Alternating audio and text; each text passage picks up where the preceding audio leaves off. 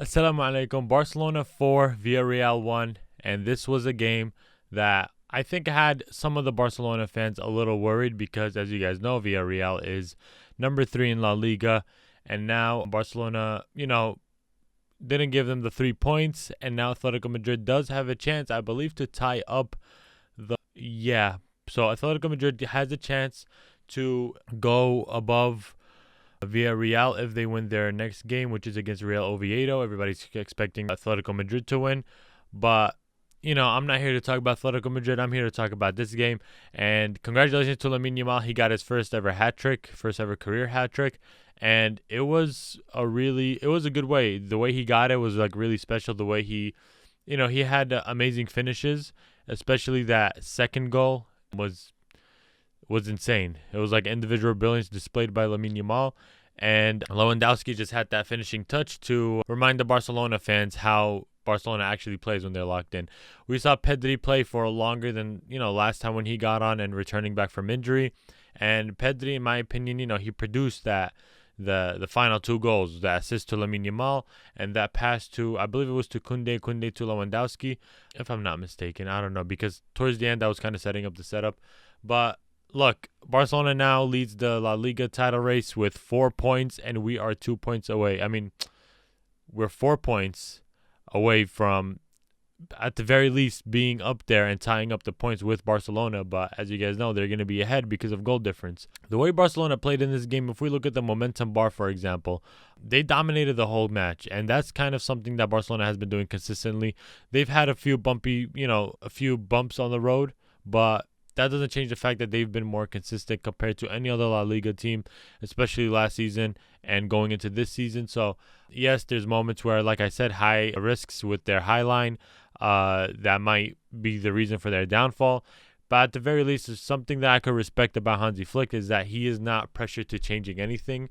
Well, when you look at other teams, whenever something doesn't go right for them, they're really quick to change their tactics, very quick to change their identity. Speaking about my own experience and my own team, Real Madrid, right? Where if something doesn't work, they kind of switch it up right away. And kind of like the excuse that's going around is that the standard is high at Real Madrid. And yes, the standard is high at Real Madrid, but especially after last season, I think that we have to give, or not lower the standard, but give time to return back to that standard. But yeah, Barcelona controlled the ball possession, 74% ball possession the entire match. And this is against Villarreal, who is number 3 and having a good season compared to the recent years. Villarreal literally had no answers for or against Barcelona. They had a lot of opportunities to score goals, but sadly they're not the best finisher or their best finishing team. I believe if we look at their goal difference, they have 17. So it's not like they're like really dominant. If you look at Real Madrid and Barcelona has 45 and we have 33. Atletico Madrid right under Villarreal, and they have 19.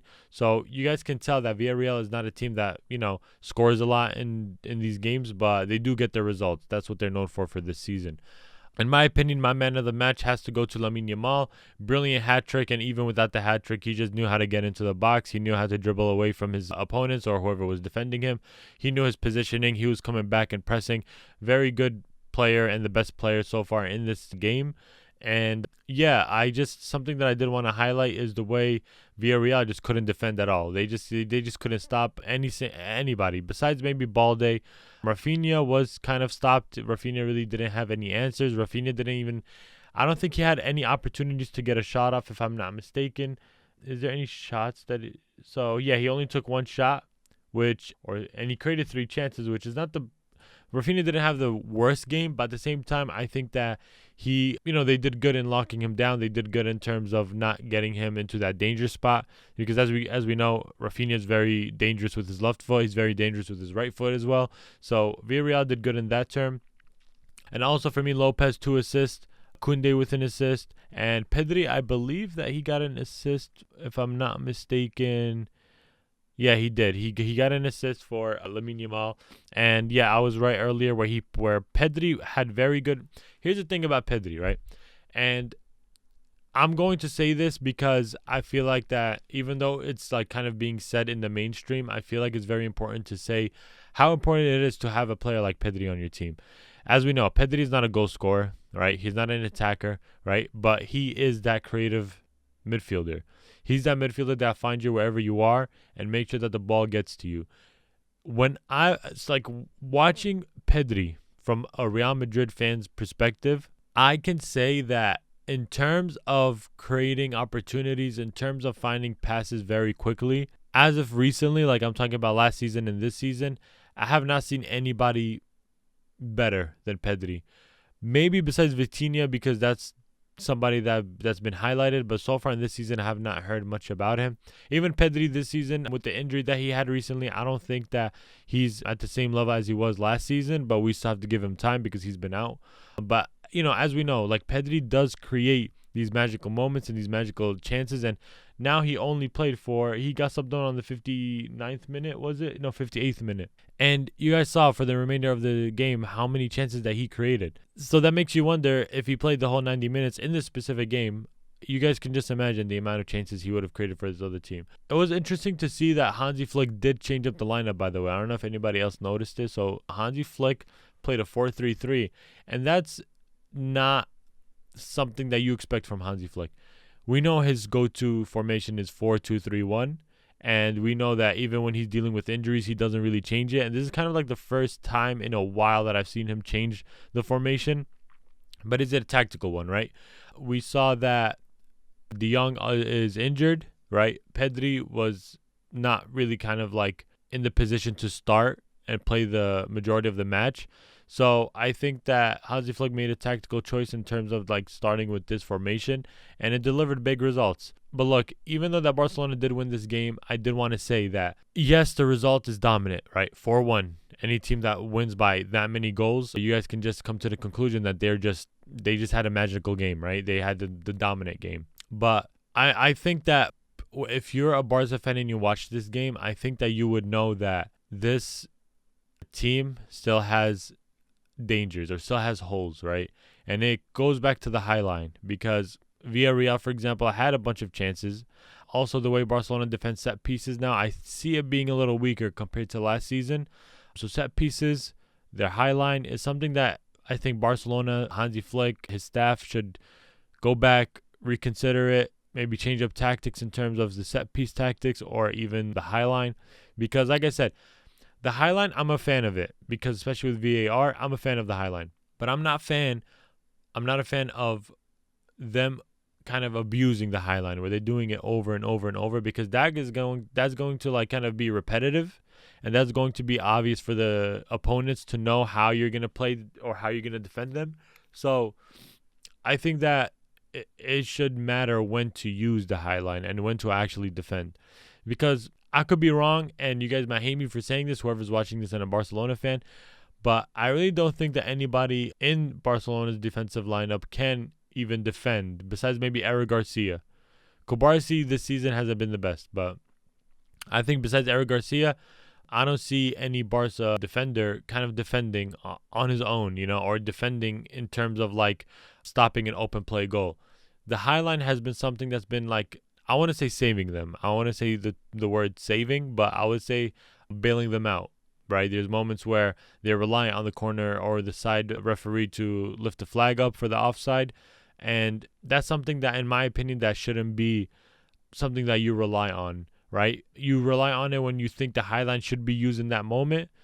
But in terms of just abusing it over and over and over, that's going to lead to a lot of risks. And I think that watching this game, if it wasn't Villarreal, I think that a lot of the teams could break through the high line. They play very narrow as well. So the defensive lineup, they play very like narrow. So if they're playing the high line and they're playing it very closely together on one side, either the left or the right side, they could just switch the play, and it's going to leave that side that's open, like very open in terms of crossing it, driving the ball to the box, or passing it last second when you sweat it. So I think that that's something that Hansi Flick should consider. But something I respect about Hansi Flick is that he's not letting go of his identity. The Barcelona identity right now is the high line.